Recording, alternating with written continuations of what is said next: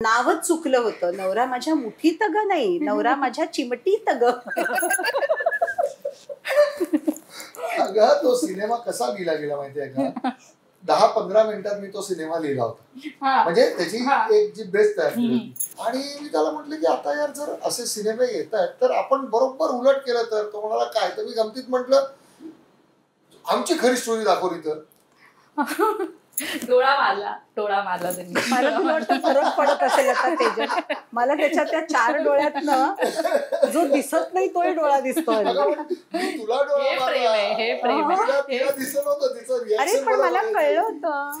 नाही पण गंमत म्हणजे हा विनोदाचा भाग झाला. पण मी खरंच सांगतो की हा ती आणि मी मॉर्निंग वॉकला गेलो होतो आणि मी तिलाच सांगितलं की निशू तो मेहता असं म्हणतोय ना तर आपण एक असा सिनेमा करूया जिकडे सगळं रिव्हर्स.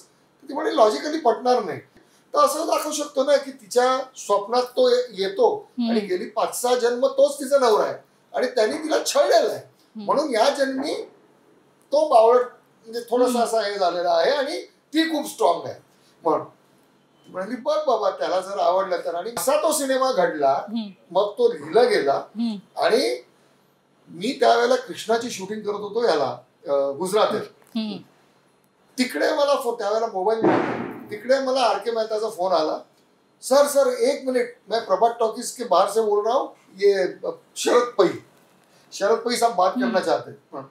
आणि शरद पैंनी फोन घेतला आणि मला म्हणाले दीपकजी सिनेमा जर आम्ही आधी बघितला असता तर निदान आमच्या थिएटरला परत प्लॅस्टरिंग करून घेतलं असतं. कारण लोक इतके हसतायत की आमची बाल्कनी अक्षरशः अशी हलते लोकांच्या हसण्याने.